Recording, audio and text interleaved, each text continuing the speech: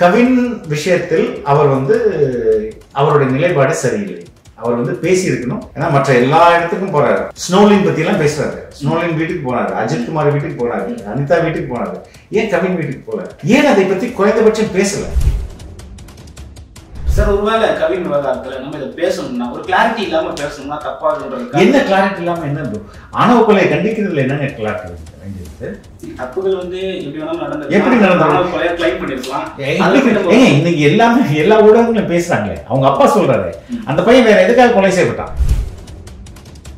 Sir. ஆனா இந்த கேள்வியெல்லாம் நம்ம கேட்கும்போதுதான் இவங்க மாநாட்டில் தீர்மானமா அதை நிறைவேற்றிட்டோம் அப்படின்றாங்க. எங்க தீர்மானத்தை ஏன் நீங்க நிறைவேற்றினீங்கன்னா இல்லையான்னு யாருக்குமே தெரியும். 6 தீர்மானம் தானே. ஒரு தீர்மானத்துக்கு 1 நிமிஷம் ஆச்சாலும் 6 நிமிஷம் தானே வரும். 33 நிமிடம் பேசினாரு. இன்னும் ஒரு 6 நிமிஷம் எக்ஸ்ட்ரா பேசுறதுல என்ன ஆக போகுது? அப்படி யாரோ ஒருவர் வந்து தாவேக்காவுல சாதி இனத்தோடு இருக்காங்க. அதுதான் கடுது. சாதி தான், காஸ்ட் ஈக்குவேஷன் தான் சக்சஸ்ஃபுல் அப்படின்னு அவருக்கு யாரோ சொல்லி கொடுத்துருக்காங்க. நீங்க நாம் தமிழர் கட்சின்னு எடுத்துட்டோம்னா அது வந்து ஒரு கொள்கை பேஸ்டான ஒரு தமிழ் தேசியம் என்ற முழக்கத்தை முன் வச்சுட்டு போறாங்க. இவர்கள் வந்து இதே திராவிடம் தான். அந்த திராவிடத்தை இன்னொரு வெர்ஷன். அதை விட இது வந்து ஒரு தனி மனித முகத்தை நம்பிய கட்சி. விஜய் அங்க எடுத்துட்டோம்னா அங்க வந்து என்ன இருக்கு? அப்ப அவனை யார் பாதுகாக்கிறது? அவன் கெட்டு போய் உட்காருனா நீ யார சொல்லுதுன்னு கேட்பான். ஆனா திமுக மாநாட்டில் உட்காருனா உட்காந்துருவான். ஏன்னா அங்க வந்து மணி மத்த பெனிஃபிட்ஸ் பிளே ஆகுது. நீங்க சொந்த காசை போட்டு வரான், சொந்த காசை போட்டு செலவு பண்ணிட்டு வரான். நீங்க எப்படி உட்கார சொல்லுமா? உட்காரலாம் முடியாது. மேலே ஏறுவான். சார், இன்னொரு கேள்வி இருக்கு. தலைமை, அதாவது விஜய் வந்து நான் திமுகவை பாஜக மட்டும்தான் எரிப்பு. அதாவது சிங்கம் வந்து பெரிய மிருகத்தை மட்டும்தான் வேட்டையாடும் அப்படின்றது. ஆனா தொண்டர்கள் அப்படி இல்லையோன்றவங்களுக்கு சீமா நுழைவு என்ற வார்த்தை தொடர்ந்து மாநாடு முடியும் வரை கேட்டுக்கொண்டே இருக்கு. இல்லக்கா, அது 2 பேருக்கும் நல்லதுன்னு. சீமானுக்கும் நல்லது, விஜய்க்கும் நல்லது. விஜய் வேணா டிஎம்கே தான் எனக்கு எதிரின்னு சொல்லலாம். ஆனா விஜயோட கட்சிக்காரங்கெல்லாம் சீமான் தான் எனக்கு எதிரின்றாங்க. அப்போ விஜயோடைய வளர்ச்சி சீமானையும் வளர்த்துரும். சீமான் வந்து அந்த பொதுக்கூட்டத்துல அணில் குஞ்சுகள்னு விமர்சிச்சதுனாலதான் இத்தகைய விமர்சனம் வருதா? எனக்கே இப்படி தோணும்போது சீமான் தோணுக்காதா இல்லையா? அவரு இனி அரசியலை நம்ம பக்கம் திருப்பணும். அப்ப விஜய் தான் going to be the growing party. அப்ப இங்க இவரை விமர்சிக்கிறதன் மூலமா நம்ம இந்த அரசியல்ல இருந்துகிட்டே இருக்க முடியும் அப்படின்றது அவருக்கும் தோணிருக்குல்ல.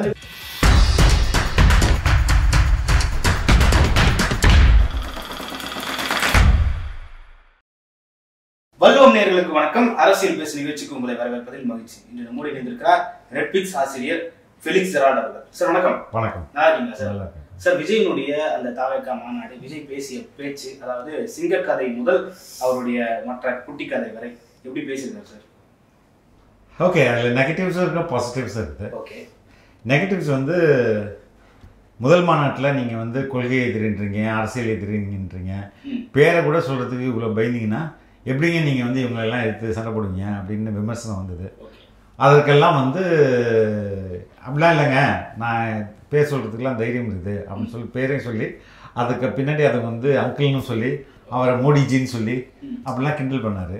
அதற்கு அடுத்தது வந்து இனி கூட்டணி அப்படின்றது அதிமுக கிட்ட கூட்டணி போவாங்க அப்படின்ற ஒரு ஸ்பெகுலேஷன் இருந்துகிட்டே இருந்தது. அதற்கு வாய்ப்பே இல்லை அப்படின்றதையும் சொன்னார். ஊழல்னு சொல்கிறீங்க, ஊழல் வந்து அதிமுகவில் தான் ஊழல் இருக்குது, அதை குறித்து நீங்கள் பேச மாட்டீங்களா அப்படின்ற ஒரு விமர்சனம் வந்தது. அதுக்கும் வந்து அதிமுகவை உலக மகா ஊழல் கட்சி, அடிமை கூட்டணின்னு சொல்லிட்டு அங்கே அதையும் ஒரு சாடிட்டாரு. எம்ஜிஆர் தொடங்கி விஜயகாந்த் வரை அந்த ஓட்டர்ஸை இழுக்கணும் அப்படின்ற அந்த முயற்சியும் நடந்தது. அப்புறம் ஸ்னோலின் பற்றி பேசி இங்கே உள்ள தமிழகத்தில் உள்ள தாய்மார்களின் அனைத்து குழந்தைகளுக்கும் நான் தான் தாய்மாமன், உங்கள் வீட்டில் நான் இருப்பேன் அப்படின்லாம் சொன்னதெல்லாம் பாசிட்டிவான விஷயங்கள். நெகட்டிவ் அப்படின்றது முக்கியமான இஷ்யூக்களான இங்கே தூய்மை பணியாளர்கள் குறித்தோ கவினுடைய ஆணவ படுகொலை குறித்தோ எதுவுமே அவர் பேசாமல் போனது ரொம்ப அது these are all negative side. தீர்மானங்களை கூட படிக்காமல் போனது. ஒரு 6 தீர்மானம், ஒரு தீர்மானம் வந்து எல்லாமே சின்ன சின்ன தீர்மானங்கள் தான். ஒரு தீர்மானத்துக்கு 1 நிமிஷம்னா 6 நிமிஷம் ஆகிடும். அந்த தீர்மானங்கள் கூட அவர் படிக்கல.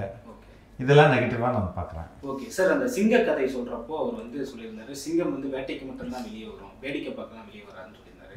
அது ஒரு பக்கம் நெகட்டிவாகவும் போயிருக்காரு. எப்படி நெகட்டிவாக போச்சு எனக்கு புரியல. இல்லை, வேட்டைக்கு மட்டும்தான் வெளியே வரும் அப்படின்னா அப்போ போராட்டங்களுக்குலாம் வெளியே வராதா சிங்கம்? வேடிக்கை பார்க்கறது தானே வெளியே வராதுன்னு சொன்னார். ஓகே, போராட்டங்களுக்கு வெளியே வர்றதுன்னு சொன்னார்ல. வேட்டைக்கு போகிறது போராட்டமும் சிங்கம் வந்து காட்டில் வேட்டையாடுவது அப்படின்பது அரசியல் தலைவர் போராட்டம் பண்ணுறதும் வேட்டையாடுறது தானே, வாக்கு வேட்டை தானே, ஓட்டு வேட்டை தானே. அந்த ஓட்டு வேட்டைக்கு இதெல்லாம் அடிப்படை இல்லை. ஓட்டு வேட்டை ஓட்டு மிஷினை தூக்கிட்டு வருதா? இல்லை, இந்த வாக்குகளை அறுவடை செய்கிறது தானே. அப்போ பொதுக்கூட்டங்கள், பிரச்சாரங்கள், மக்கள் போராட்டத்தில் பங்கெடுக்கிறது, இதெல்லாம் கூட வேட்டை தான். அப்படிதான் இன்னொரு வார்த்தையும் குறிப்பிட்டு சொல்றாங்க, அதாவது தன்னோட பெரிய சைஸ்ல இருக்கிற மிருகத்தை தான் வேட்டையாடுறது. அது மெட்டஃபர் தானேங்க, ஒரு ஓமை தானே. அந்த யாரை குறிப்பிட்டு சொல்றாரு அது வந்து நான் வந்து I'm fighting against DMK and BJP, அதுதான் சொல்றாரு. ஏன்னா அவங்க தான் பவர்ல இருக்காங்க, அவங்கள அடிச்சு காலி பண்றது தானே இன்றைய தேவையா இருக்கு அப்படின்னு அவர் நினைக்கிறாரு. அதோட நிறுத்திருந்தா பரவாயில்ல, கெட்டு போனதை செத்து போனதை தொட்டு கூட பார்க்காது. அது ஓமைங்க. அந்த ஓமையை வந்து நீங்க எதுக்கு லிட்ரலா ஒரு மெட்டஃபர்ன்றத அதுக்குள் மறைந்திருக்க கருத்துக்களை தான் பார்க்கணும், லிட்ரல் மீனிங்கை நம்ம பார்க்க கூடாதுல்ல. ஓகே, அது அப்படி பார்க்கணும்னு அவசியம் கிடையாது. Okay sir. அப்புறம் இன்னொரு வார்த்தையும் குறிப்பிட்டு பேசினாரு, அதாவது நான் வந்து ரிட்டையர் ஆகிட்டு ஃபீல்ட் அவுட் ஆகிட்டு இந்த இடத்துக்கு வரல அப்படின்னு சொல்லிட்டு சொல்லியிருக்கேன். அதுவும் யாரை குறிப்பிட்டு பேசுகிறான்னு ஒரு கேள்வி இல்லை. அதையும் ஒரு மெட்டஃபரா தான் சொல்றது. எனக்கு போக்கத்து நான் வரல, ஏன்னா இங்க வந்து என்னுடைய சம்பாதிக்கும் திறன் ஒரு துறையில முடிஞ்சிட்ட பிறகு இந்த துறையை தேர்வு செய்து நான் சம்பாதிக்க வரல. நான் வந்து இங்க வந்தது மக்கள் பணி செய்வதற்கு தான் வந்தேன். அப்படிதான் அதை எடுத்துக்கணும். லிட்ரல் மீனிங் பார்க்கும்போது ஒன்னொன்றுக்கும் வெவ்வேறு மாதிரியான கருத்துக்கள் தான் நமக்கு வரும். Okay sir. சார், அதுக்கப்புறமா அங்கிள் ஸ்டாலின், அதுக்கப்புறமா மோடிஜி அப்படின்னு சொல்லிட்டு விமர்சனமா சொல்லியிருந்தாலுமே அதுவுமே அங்கிள் ஸ்டாலின் மீண்டும் மீண்டும் சொல்ல வேண்டிய அவசியம் இல்லையோ அப்படின்ற மாதிரி அப்பா ஸ்டாலின் சொல்லக்கூடாது அப்படின்றதுதான் அதுக்கான மீனிங். ஓகே, அங்கிள் ஒரு பக்கம் சொல்லிடுறாரு, இன்னொரு பக்கம் நானும் தாய் மாமன்னு சொல்லிட்டு சொல்லிடுறாரு. அது மக்களுக்கு தானே சொல்றாரு, மக்கள் உறவினர்கள் அப்படின்றாரு. இவரும் அங்கிள் தான் கூப்பிட்டுருப்பாரு சின்ன வயசுல. அது கூட சொல்லலாம். அது சர்க்காசம், அது பொலிட்டிக்கல் சட்டையர் தான், அது நக்கல் தான், நையாண்டி தான். அது இந்த நையாண்டியா ஒரு முதல்வரை சொல்லணுமா? இன்னைக்கு கூட எல்லா அமைச்சர்களுமே சொல்லியிருக்காங்க, நேரு கூட சொல்லியிருக்காரு. அது ரொம்ப தவறான வார்த்தை கிடையாது, அதோட தரம் அவ்வளவுதான் அப்படின்னு. ஏன் இதுல என்னங்க தரம் தாழ்ந்து எந்த வித இவனுங்க பேச மாதிரி இவங்க பேசுற மாதிரி யாரும் பேசல. திமுக மேடையில பேசுவாங்கல்ல, எவ்வளவு தரக்குறைவே பேசுவாங்க. யாரெல்லாம் பேசியிருக்காங்க? ஜெயலலிதா சசிகலா காலுக்கு இடையில கூட விட்டா போந்துருப்பாருன்னு சொல்லி பேசுறது. அதை விடவா தரம் தாழ்ந்து விஜய் பேசிட்டாரு. ஸோ அதை வந்து தரம் தாழ்ந்து, அது வந்து ஒரு அரசியல் நையாண்டியா பார்த்துட்டு போக வேண்டியதான். புரியுது சார். சார், எந்த அரசியல் தலைவரும் அறிவாளியும் கிடையாது, எந்த நடிகரும் முட்டாளும் கிடையாது. உண்மைதானே அது? எல்லாருமே எப்படிங்க முட்டாளா இருக்க முடியும்? எல்லாருமே எப்படி புத்திசாலியா இருக்க முடியும்? மக்கள் கூட்டத்தில் எல்லாம் கலந்துதான் இருக்கும். இல்லை, தன்னை அறிவாளின்னு சொல்லிக்கிறதுக்கு முயற்சிக்கிறாரோ? இல்லை, ஐ எம் நாட் அ ஃபூல்ன்றது. நீங்க நினைக்கிற மாதிரி நான் முட்டாள் இல்லைன்றது தான் அதுக்கான அர்த்தம். இல்லை, அந்த மாதிரி ஏன்னா இவரால் முடியாது, இவரால் இயலாது, இவர் வந்து இப்போ இவரால். ஏன்னா இன்னைக்கு விஜய் மேல வைக்கப்படுகிற விமர்சனங்கள் என்ன? அவர் வந்து இதுவரையுமே தன்னை ப்ரூவ் பண்ணாத ஒரு பொலிட்டிஷியனு. எல்லா பொலிட்டிஷியனும் முதல் முறைக்கு அப்புறம் தான் ப்ரூவ் பண்ண முடியும். ரெண்டாவது, அவர் தன்னுடைய ரசிகர்களை அரசியல் படுத்தி தொண்டர்களா மாத்தல, இன்னும் அணில் குஞ்சுகளா இருக்கிறாங்க. இதெல்லாம் வந்து இது தற்குறி கட்சி இப்படிலாம் சொல்லும்போது, அதனாலதான் எல்லா நடிகரும் தற்குறிகள் கிடையாது, எல்லா அரசியல்வாதியும் வந்து புத்திசாலிகள் கிடையாது அப்படின்றாரு. அதுதான் அதோடைய அர்த்தமா புரிஞ்சுக்கணும். Okay sir. ஒட்டுமொத்தமா அவர் பேசுறதுல என்ன சொல்ல வரான்றதே கனெக்ட் ஆக முடியல, புரிஞ்சுக்க முடியலன்ற மாதிரி. இல்லைங்க, அவருடைய ரசிகர்களுக்கு கூஸ்பம்ப் ஏற்படுத்தணும். அந்த அரசியல் மாநாட்டுக்கு வந்த மாதிரி அவங்களாம் வரலையே, ஒரு விழா கொண்டாட்டத்துக்கு தானே வந்திருக்காங்க. அவங்களுக்கு இந்த பேச்சு அவங்கள ரொம்ப உற்சாகப்படுத்துது, திருப்திப்படுத்துது. அப்படி இதை புரிஞ்சுக்கலாம். வெகுசன மக்களுக்கு, இல்லை குறிப்பாக ஊடகத்தில் இருக்கவங்க நம்ம இன்னும் கொஞ்சம் அதிகமாக எதிர்பார்த்துருப்போம். முக்கியமான இஷ்யூஸை பேசணும்னு எதிர்பார்த்துருப்போம். அதை அவர் பேசலை. அதை வந்து இனிமேலும் அவர் பேசணுன்றது நம்ம சொல்லுவோம். ஓகே, நான் எதற்காக அரசியலுக்கு வந்தேன்னா நன்றி கடனுக்காக வந்தேன், ஏற்புடைய வாதம். அது ஃபேக்ட் தானே அது. ஏன்னா இன்னைக்கு அவரை பீக் பல கோடிங்க, அந்த பல கோடி சம்பளத்தை யார் கொடுக்குறா? நான் வந்து என்னுடைய குழந்தைகளுக்கு சொல்லுவேன், நீ வந்து ஒரு நல்ல பள்ளிக்கூடத்தில் படித்தால் கூட அந்த பள்ளிக்கூடத்தை கட்டினது யாரு? ஒரு சாதாரண உழைக்கும் வர்க்கம் தானே கட்டியிருக்கோம். அவங்க அந்த பள்ளிக்கூடத்தை ஒரு நாள் அதில் வந்து உட்காந்து என்ஜாய் பண்ணிட்டு இருப்பாங்களா? ஒரு பெரிய ஸ்டார் ஹோட்டல் இருக்கு, அந்த ஸ்டார் ஹோட்டலில் கட்டுறது யாரு? ஒரு உழைக்கும் வர்க்கம் தானே. அவரால் ஒரு நாள் அதில் அங்கே வந்து இது பண்ண முடியுதா? அப்போ இந்த கம்யூனிட்டிக்கு நீ என்ன பண்ண போற? நம்ம இதான் செஞ்சு அவர்கள் இல்லைன்னா நீங்கள் வந்து காசை கொடுத்தாலே கட்டணம் வந்துடாதுல்ல, ஒரு பள்ளிக்கூடம் வந்து வந்துடாதுல்ல. அங்கே ஒரு உழைப்பாளியோட ஒரு உழைக்கும் வர்க்கத்தோட உழைப்பு தேவைப்படுதுல்ல, அதுக்கு நீங்கள் காசு கொடுத்துறீங்க செகண்டரி. பட் இருந்தாலும் அந்த உழைப்பு அங்கே தானே இருக்குது. அந்த உழைப்பாளியால் கட்டப்பட்ட ஒரு கல்லூரியிலையோ பள்ளிக்கூடத்துலேருந்து தான் நீங்கள் படிக்கிறீங்க. அதுலேருந்து உங்களுக்கு நல்ல வேலை கிடைக்குதுல்ல, அதுலேருந்து நீங்கள் சம்பாதிக்கிறீங்களா, அப்போ அவனுக்கு நீங்கள் ஏதாவது செய்யணும்ல. அதே மாதிரி தானே விஜய் ஒரு சாதாரண பல தோல்வி படங்களை கொடுத்த மக்களால் நிராகரிக்கப்பட்ட அந்த விஜயை தான் அந்த மக்களே திருப்பி கொண்டாடுறாங்க. அந்த கொண்டாட்டம் தான் அவரை வந்து அவர் மேலே மக்கள் அன்பு செலுத்துறதுனால தான் அது பணமாக மாறுது. அவ்வளோ பணத்தை அந்த மக்கள் கொட்டி கொடுக்குறாங்க. இவர் காலகட்டத்திலே வந்த நடிகர்கள் காணாமலும் போயிருக்கிறாங்க. ஆனால் இவர் வந்து இவ்வளோ கோடிகள் சம்பாதிச்சது அவங்களுக்கு தானே. அப்போ அவங்களுக்கு ஏதாவது திருப்பி கொடுக்கணும்ல. இதுதானே சோஷியல் கமிட்மெண்ட்டு, சமூக கடமை தானே. அதெல்லாம் அவர் உண்மையிலே உணர்ந்து தான் சொல்கிறாருன்னு நினைக்கிறேன். இங்கே வந்து to make money I am not here, நான் பணம் சம்பாதிக்கிறதுக்கு இங்கே நான் வரல அப்படின்றது தான் அதோடைய உள்ளர்த்தம். நான் உங்களுக்காக உழைப்பேன், உங்களுக்காக நான் வந்து நீங்கள் கொடுத்ததை நான் உங்களுக்கு திருப்பி செய்யணும், அவ்வளோதான் அதோடைய. மக்களுக்காக நன்றி கடனுக்காக வந்தாருன்னா மக்களுடைய போராட்டங்கள்ல விஜயனுடைய பார்வை எப்படி இருக்கு அப்படின்றதும் இருக்கு. புறப்பணியாளர்கள் கவின் விவகாரமா இருக்கட்டும், இந்த பரம்பூர் இஷ்யூவா இருக்கட்டும், பல இஷ்யூஸ் இருக்கு. அதுல அவரோட பார்வை என்னவா இருக்கு அப்படின்னு ஒரு கேள்வி. கவின் விஷயம் அவர் பேசல, அது தனியா பேசுவோம்.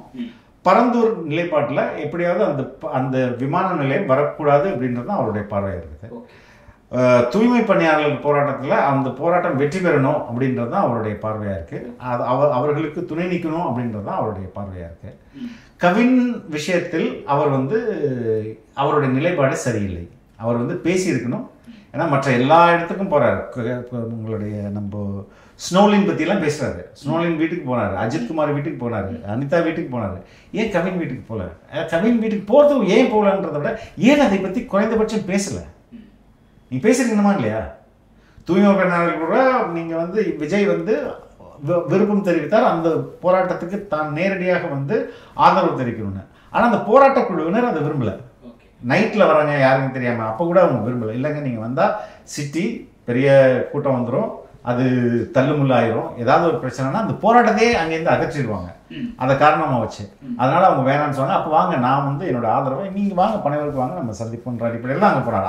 அதுலேயும் கூட அவருடைய பார்வை சரியாக இருந்தது. ஆனால் கவின் விஷயத்தில் அவருடைய பார்வை சரியாக இல்லை. அது நம்ம வைக்கிற குற்றச்சாட்டு. Okay sir. சார், ஒருவேளை கவின் விவகாரத்தில் நம்ம இதை பேசணும்னா ஒரு கிளாரிட்டி இல்லாமல் பேசணும்னா தப்பாக என்ன கிளாரிட்டி இல்லாமல் என்ன ஆணவ கொலையை கண்டிக்கிறதுல என்னங்க கிளாரிட்டி வேண்டியிருக்கு? தப்புகள் வந்து எப்படி நடந்தாலும் இன்னைக்கு எல்லாமே எல்லா ஊடகங்களும் பேசுறாங்களே. அவங்க அப்பா சொல்றாரு அந்த பையன் வேற எதுக்காக கொலை செய்யப்பட்டான். இதுல விஜய்க்கு வந்த கூட்டம், விஜயை நேசிக்கிற கூட்டம் சாதி மத பேதம் பார்த்து அவரை கூடல. இவரும் இப்படிதான் மக்களை அணுகணும். நான் சாதி மதத்தைக்கு அப்பாற்பட்டவன், எல்லாரும் எனக்கு மக்கள் தான், எல்லாரும் வீட்லேயும் தான் நான் இருக்கிறேன்றான். இப்போ தலித் வீட்டில் நான் இருக்க மாட்டேன்னு நான் சொல்றாரு. அப்போ இதை ஏன் பேசல? அப்போ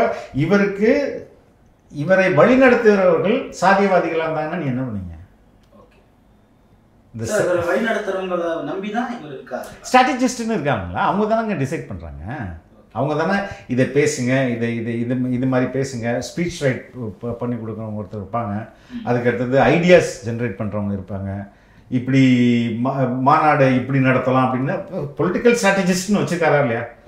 ஆதவ அர்ஜுனுடைய அஃபிஷியல் போஸ்ட் என்னது? பொதுச் செயலாளர், தேர்தல் வியூக வகுப்பாளர். அப்பனா என்னது? தேர்தல் ஸ்ட்ராட்டஜிஸ்ட் தான் அது, எலெக்ஷன் ஸ்ட்ராட்டஜிஸ்ட் தான் அது. அந்த ஜான் ஆரோக்கியசாமி தான் ஒருத்தர் இருக்கிறாருல்ல, அவர் யாரு? அவரும் ஸ்ட்ராட்டஜிஸ்ட் தான். இப்போ ஸ்ட்ராட்டஜிஸ்ட் என்ன பண்ணுவாங்கன்றீங்க? அவங்களோட வேலையை தானேங்க. இதை மீடியாவில் இது பேசணுங்க, இது பேசினா நல்லா இருக்கும், இது பேசினா இப்படி போகும், இதுதான் மக்கள் எதிர்பார்க்குறாங்க.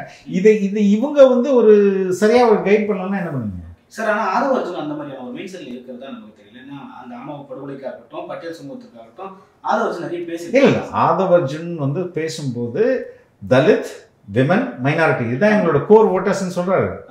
இவங்கள தான் நாங்கள் டார்கெட் பண்றோன்றாரு. பட் அதை ஏன் உங்க தலைவர் பேசல? பேசியிருக்கணுமா இல்லையா?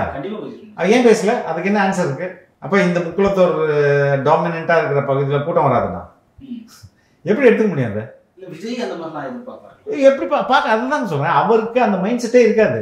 அவருக்கு அந்த அந்த அந்த ப்ராட்டப்பே இருக்காது. அந்த வழியிலே அவர் வளர்த்திருக்கப்பட மாட்டார். அவர் நகரத்தில் படித்தது ஒரு மேல்தட்டு வர்க்கத்தில் அவங்களுக்கு வந்து அந்த அந்த சிந்தனையே இருந்திருக்காது. பட் பின்னாடி இருக்கவங்க சார், ஆனால் இந்த கேள்வியெல்லாம் நம்ம கேட்கும்போது தான் இவங்க மாநாட்டில் தீர்மானமாக அதை நிறைவேற்றிட்டோம் அப்படின்றாங்க. எங்கள் தீர்மானத்தை ஏன் இப்போ நீங்கள் நிறைவேற்றினீங்கன்னா இல்லையான்னு யாருக்குமே தெரியும். இல்லை, அறிக்கை கொடுத்தா போதுமா? அது அந்த அப்போ அந்த தீர்மானத்தை உங்கள் கட்சியில் உள்ளவங்களாம் எதிர்த்தாங்களா ஆதரிச்சாங்களா? யாராவது எதிர்த்ததுனால நீங்கள் இப்படி விட்டுட்டீங்களா? இல்லை எல்லாருமே ஆதரிக்கலையா? ஏன் அந்த தீர்மானத்தை ஓப்பன் மேடையில் விஜய் படித்தா அதோடைய பவரே வேறு இல்லை? ஏன் செய்யல? 6 தீர்மானம் தானேங்க. ஒரு தீர்மானத்துக்கு 1 நிமிஷம் வச்சாலும் 6 நிமிஷம் தானே வரும். 33 நிமிடம் பேசினாரு. இன்னும் ஒரு 6 நிமிஷம் எக்ஸ்ட்ரா பேசுறதுல என்ன ஆக போகுது? இல்லை, வெயில் அதிகமாக இருந்தது. ஈவினிங்ல என்ன வெயில்? கூட்டம் கலைஞ்சுதா? கூட்டம் வந்து ரேம்பாக்கு அப்புறமா கொஞ்சம் கொஞ்சமா கலைய ஆரம்பிச்சிருச்சு. இல்ல சரி, கூட்டம் அந்த மொமெண்டம்லயே தான் இருக்கும். விஜய் பேசுறது வரை கூட்டம் இருக்கும். விஜய் பேசி முடிச்ச பிறகு தான் கூட்டம் கலையும். இதை பேசுறதுல என்னங்க தயக்கம்? இதுல அவருக்கு தயக்கம் இருக்குதா நீங்க நினைக்கிறீங்களா? அவருக்கு தயக்கம் இருந்திருக்காது. ஆனா அவர் இல்லைங்க, அவர்கிட்ட வந்து நீங்க இது ஒரு 6 தீர்மானம் தான் சார், இந்த 6 தீர்மானத்தை நீங்களே வாசிச்சிருங்க அப்படின்னு சொன்னா இல்ல வாசிக்க முடியாதுன்னு சொல்லுவாரா? அப்புறம் ஏன் வாசிக்க வைக்கல? அதுக்கு பின்னாடி இந்த அரசியல் என்ன சார்? அவருக்கு தயக்கம் இருக்காதுன்னு நீங்க சொல்றீங்க. ஒருவேளை பேசுறப்போ உணர்ச்சி வசப்பட்டு இந்த ஆணவ படுகொலை நடந்திருக்கு அப்படின்னு கூட பேசிக்கலாமே. அதான் சொல்றேன், பேசிருக்கலாமேன்றேன். அந்த தீர்மானத்தை நீங்க படிக்கும்போது கவினை தானே நீங்க பேசி ஆகணும். டிஎன்பிசி மூலமா வேலைக்கு ஆள் எடுங்க, நீங்க வந்து அவுட் சோர்சிங் பண்ணாதீங்க அப்படின்னு அந்த தீர்மானத்தை அவர் படிக்கும்போது தூய்மை பணியாளர்களை பத்தி பேசிதானே ஆகணும்.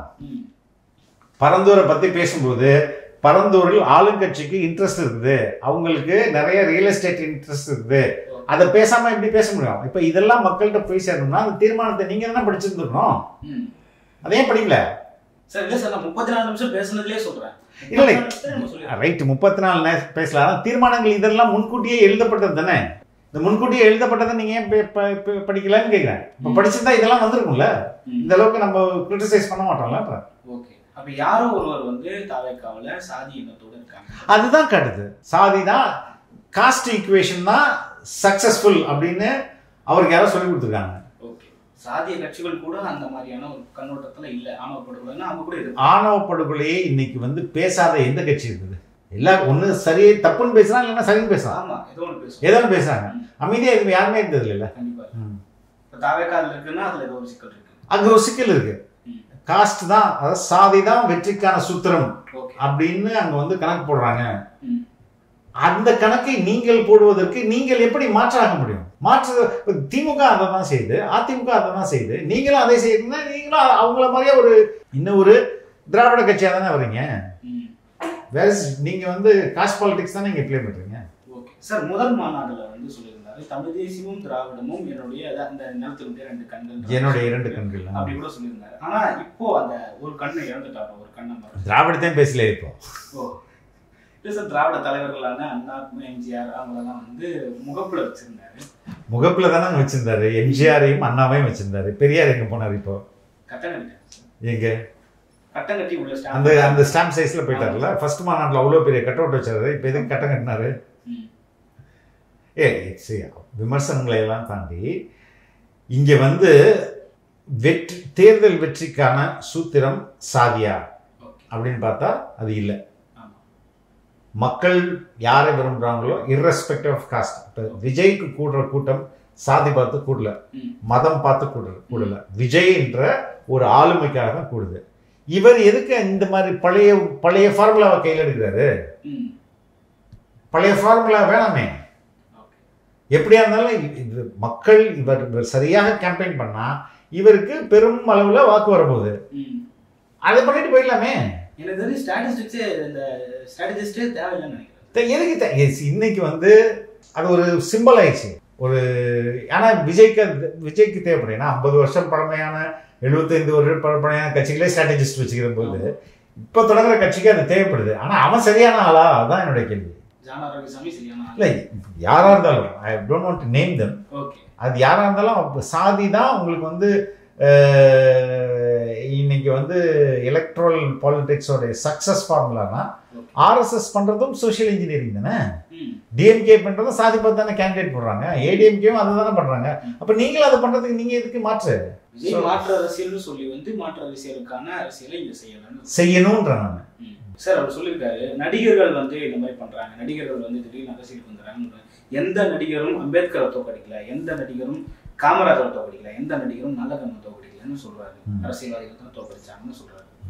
ஆமா, அவங்க அவ்வளவு கன்னிங்கிறது.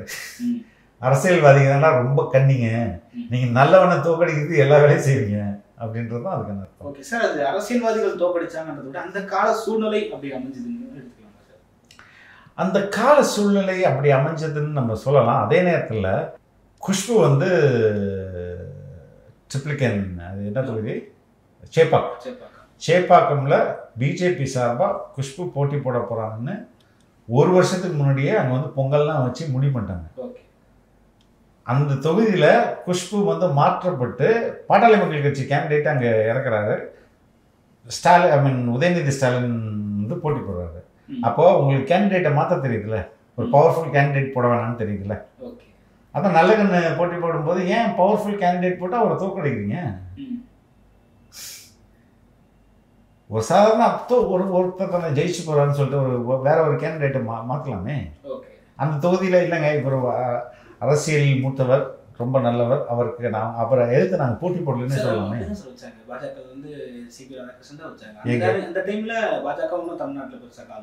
யாருடைய சப்போர்ட் அன்னைக்கு இருந்த அலை எப்படி இருந்தது? சரிங்களா? அந்த தொகுதியில் வாக்காளர் நாங்கள் நல்லகண்ணை எதிர்த்து நாங்கள் போட்டி போடுவதற்கு எங்களுக்கு மனசு இல்லைங்க. நாங்கள் வந்து கேண்டிடேட்டே போடலன்னு சொல்லிருக்கலாமே, யுனானிமஸாக வெற்றி பெற வச்சுக்கலாமே, ஒரு சீட்டு தானே.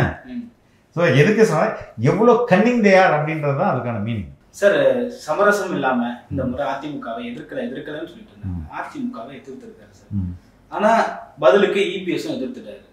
அதிமுகவோட ஒருபோதும் கூட்டணிக்கே போவானான்ற ஒரு முடிவுல விஜய் இருக்காரு. அதுதாங்க எப்போ தன்னை வந்து முதலமைச்சர் வேட்பாளராக அறிவிச்சிட்டாரோ அன்னைக்கே அந்த கேட் மூடிட்டு.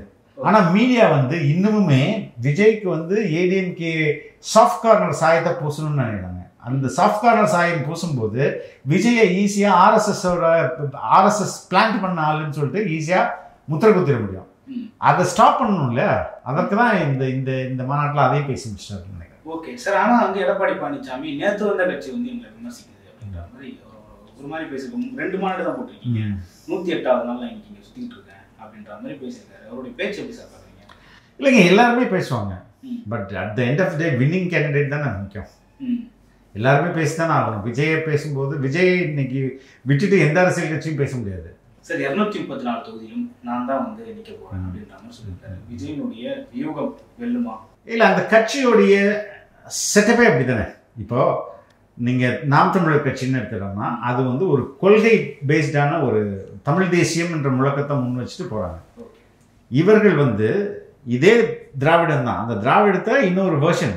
அதை விட இது வந்து ஒரு தனி மனித முகத்தை நம்பிய கட்சி. விஜய் அங்கே எடுத்துட்டோம்னா அங்கே வந்து என்ன இருக்குது?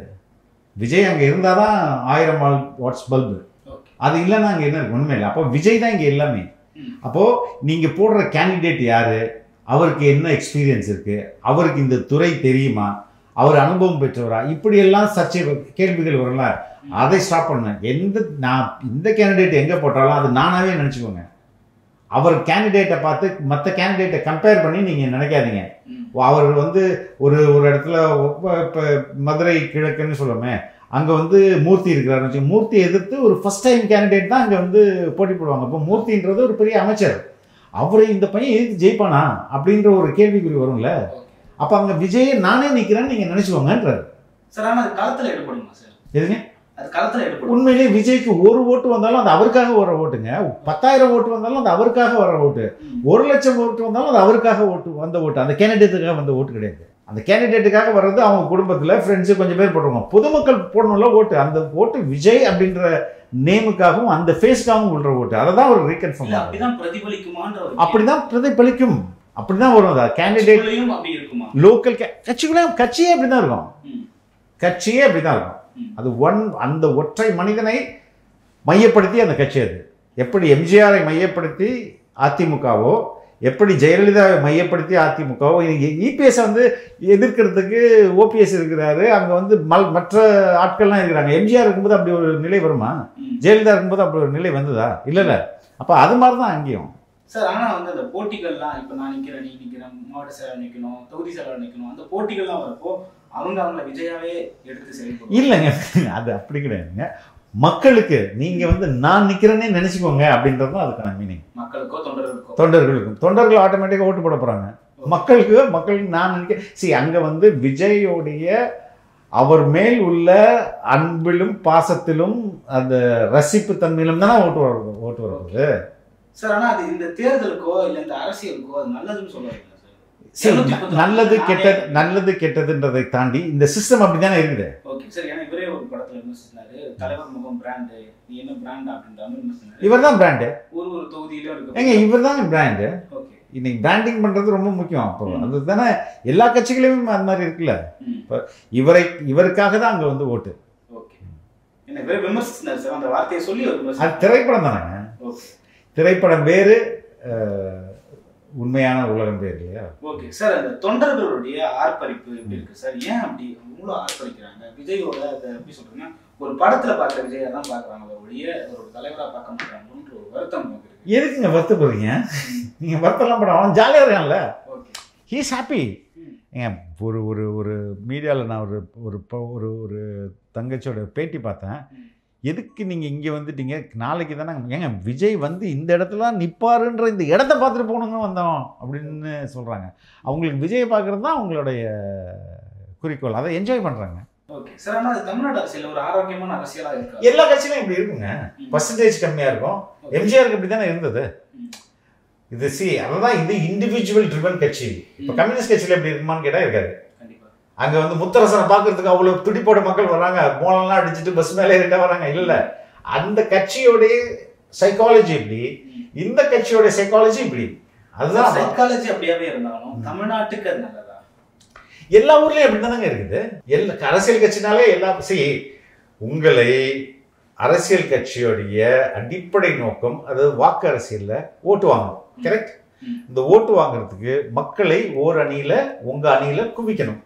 இந்த குவிச்சு அப்படி குவிச்சாதான் நீங்க வந்து அதிக வாக்குகளை வாங்க முடியும். இந்த வாக்குகளை ஒரு அணியில் திரட்டுவதற்கு ஒவ்வொரு கட்சியும் ஒரு உத்தி வச்சிருக்கு. இப்ப பாஜக என்ன சொல்லுது, இந்துக்கள் இந்த நாடு இந்துக்களுக்கானது, இந்துக்கள் தான் ஆள வேண்டும், மற்றவங்க எல்லாம் இங்க வந்து அவங்களுக்கு அவ்வளவு முக்கியத்துவம் கொடுக்க கூடாது, இந்து மதத்துக்கு எதிரிகள் அதிகமாக இருக்காங்க, இந்து மதத்துக்கு ஆபத்து, எனவே இந்துக்களே எங்கள் ஓட்டு போடுங்கன்றாங்க. அப்ப இந்த மக்களை என்னவா குமிக்கிறாங்க, ஒரு மத ரீதியாக குமிக்கிறாங்க இல்லையா? கம்யூனிஸ்டுகள் என்ன பண்றாங்க, இந்த உலகத்துல சுரண்டல் அதிகமா இருக்கு, பணக்காரர்கள் கம்மியான பணக்காரர்கள் அதிக மக்களை சுரண்டுறாங்க, இதற்கு எதிராக நம்ம போராடணும், இதற்கு நம்ம ஆட்சி அமைச்சா இந்த சுரண்டலை ஒழிக்க முடியும், அதனால ஏழை மக்களே உழைக்கும் மக்களே ஒன்றுபடுங்கள்னு அவங்க வந்து ஒரு வர்க்க ரீதியாக பொருளாதாரத்தை வச்சு, இப்ப பாஜக எப்படி மதத்தை வச்சதோ அதே மாதிரி பொருளாதாரத்தை வச்சு அவங்க மக்களை குவிக்கிறாங்க. இப்போ இது ரெண்டும் ஒரு ஐடியாலஜிக்கல் ட்ரிவன். இங்க விஜயாகிய நான் எனக்கு நீங்க அன்பு செலுத்துறீங்க, இந்த அன்பின்பால் நீங்க வாங்க அப்படின்னு ஒரு இண்டிவிஜுவலை மையப்படுத்தி கூப்பிடுறாரு. அப்ப இதுவும் ஒரு ஒன்று குவிப்பதற்கான ஸ்ட்ராட்டஜி தான். எல்லாரும் ஒரு ஒரு ஒரு வகையில ஒன்று குவிக்கிறாங்க. அந்த மக்கள் திரட்சியை இவர் வந்து தன்னை மையப்படுத்தி அதுதான் பண்ண முடியும் இந்த கட்சியில. Okay sir. அப்படி பண்றப்போ கூட இங்க தொண்டர்களுக்கு ஒரு தீண்டாமை கடைபிடிக்கிறது போல ஒரு கேப் விஜய் நடந்து போறப்போ அதுல இருந்து ஒரு கேப் அப்படின்னு.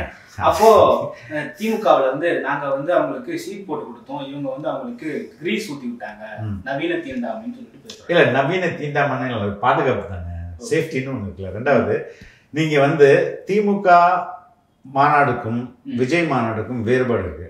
திமுக மாநாடு எப்படி நடக்கும் அப்படின்னா, ஒரு மாவட்ட செயலர், ஒரு அமைச்சர் இருப்பாரு, இல்லைன்னா மாவட்ட செயலர் இருப்பாரு, எம்எல்ஏ இருப்பாரு.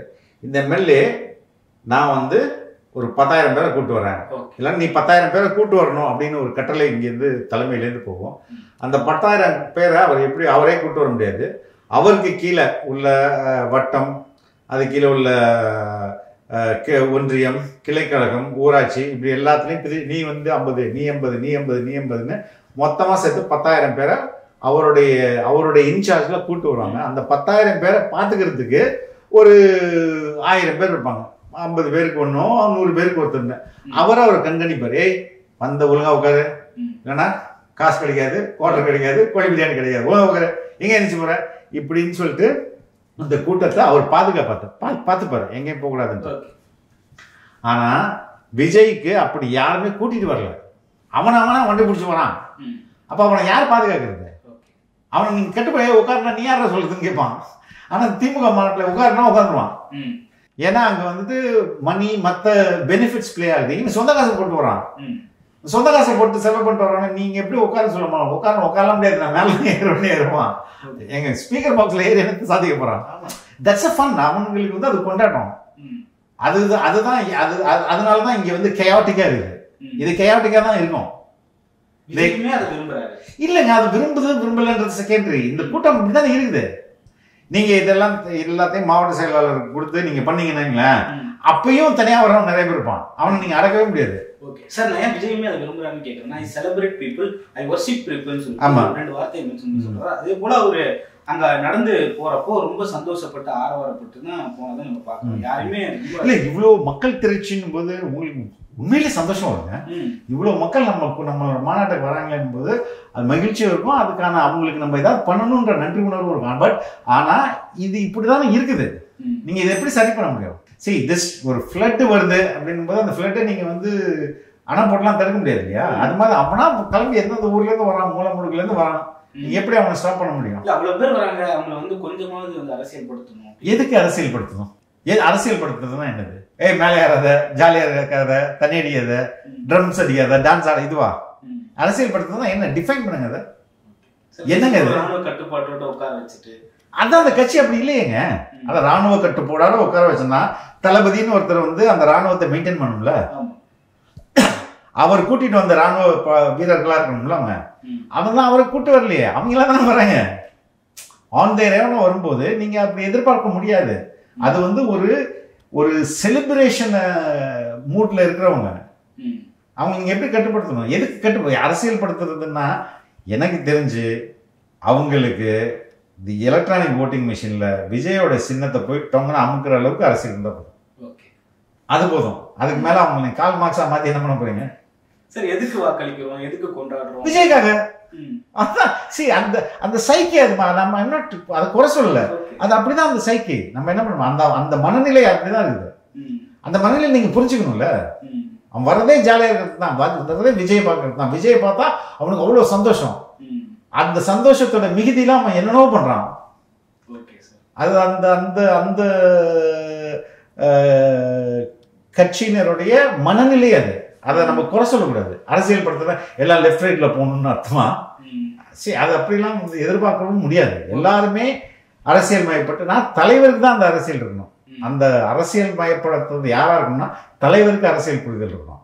தலைவருக்கு அரசியல் இல்ல, விஜய்க்கு அரசியல் இல்ல இல்லன்னு சொல்ல முடியாது. இன்னும் அவர் சரியான நிறைய இஷ்யூஸை அவரா கத்துக்கணும். இல்லைன்னா அவங்கள்ட்ட கேட்டு தெரிஞ்சுக்கணும். இல்லைன்னா அவருக்கு சரியா ஃபீல் பண்ணணும். சார், குறிப்பிட்டு எந்த இஷ்யூஸ் சார்?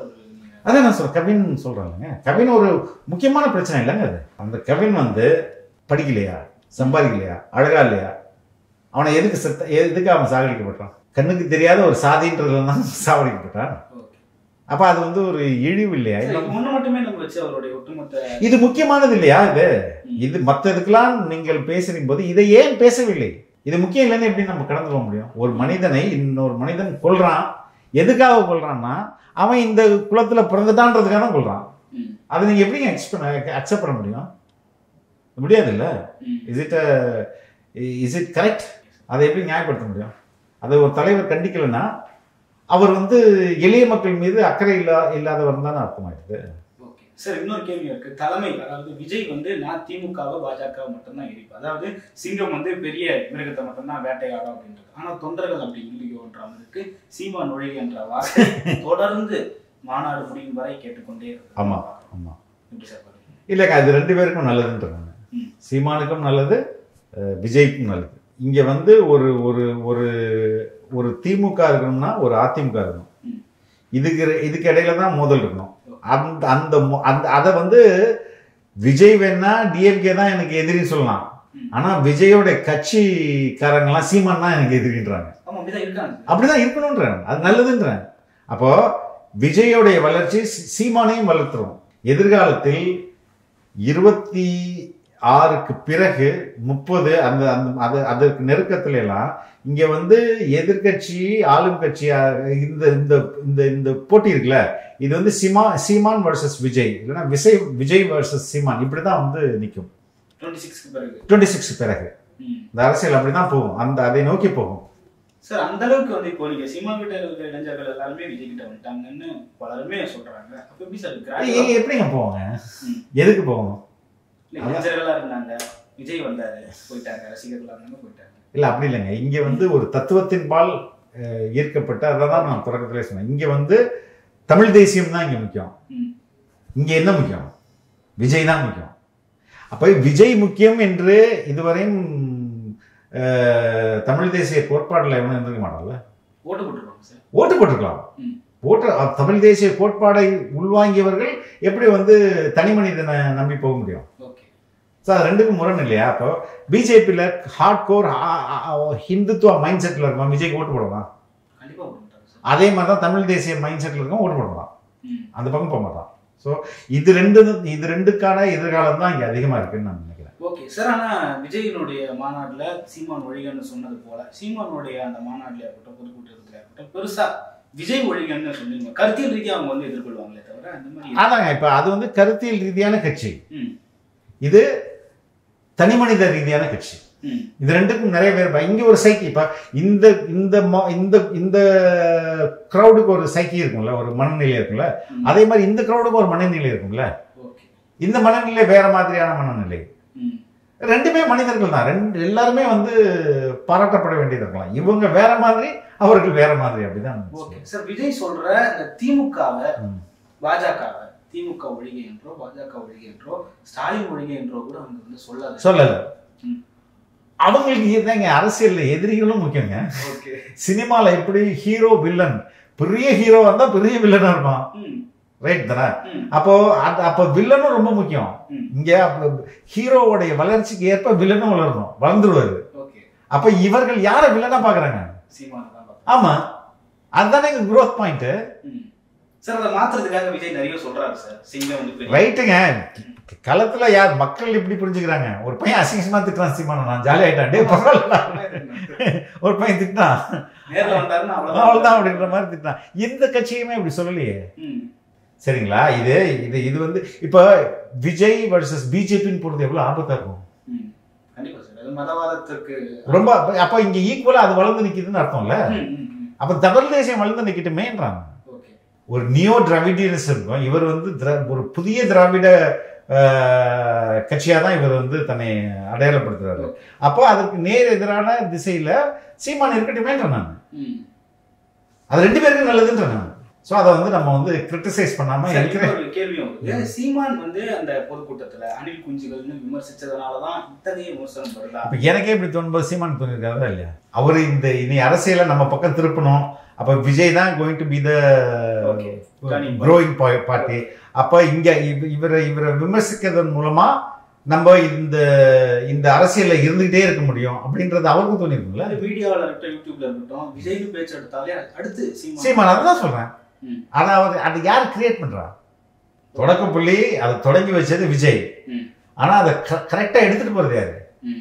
மற்ற எல்லாருமே அவன் விஜயை பேசுறதுக்கு தயங்கும் போது, எகிரி அடிக்கும் போது அட்டென்ஷன் அங்க வந்துருது இல்ல. இதுவும் ஒரு ஸ்ட்ராட்டஜி தானே. ஆனா விஜய் சீமான் என்ற வார்த்தையை உச்சரிக்காமலே கடந்து கடந்து கடந்து கடந்து போறாரு. நிர்மல் குமார் கூட சொல்றாரு, சீமான் விட்டுருங்க, அதை பத்தி பேசாதீங்க. மேபி பாசமா இருக்கலாம். எதுக்கு அவரை வந்து விமர்சிக்கணும்ன்றதை கூட இருக்கலாம். Okay sir. சார் திடீர்னு புதுசா விஜயகாந்த் அண்ணன் என்று சொல்லி அந்த இடத்துல பேசியிருக்காரு. அண்ணா எம்ஜிஆர் தொடர்ந்து விஜயகாந்த் கையில் எடுத்திருக்காரு. எப்படி பாருங்க சார்? அதெல்லாம் சரி, பேசுறது ஒன்றும் தவறில்ல. ஆனா அதோட நோக்கம் என்னவா இருக்கும்? அந்த ஓட்டர்ஸை நம்ம கவரணும் அப்படின்றது. மதுரையில வாக்காளர்களை கவரணுமா, தேமுதிகவை கவரணுமா? வாக்காளர்கள் தான். தேமுதிகவை வந்து அந்த ஸ்டாச்சுலாம் இப்ப எம்ஜிஆரையும் விஜயகாந்தையும் பேசிதான் இவர் ஓட்டு வரணும் அப்படின்றதும் அடிப்படையில முட்டாள்தான். ஏன்னா விஜயகாந்தை விட இவர் பல மடங்கு பெரிய கூட்டம் வச்சிருக்கிற ஒரு நடிகர்.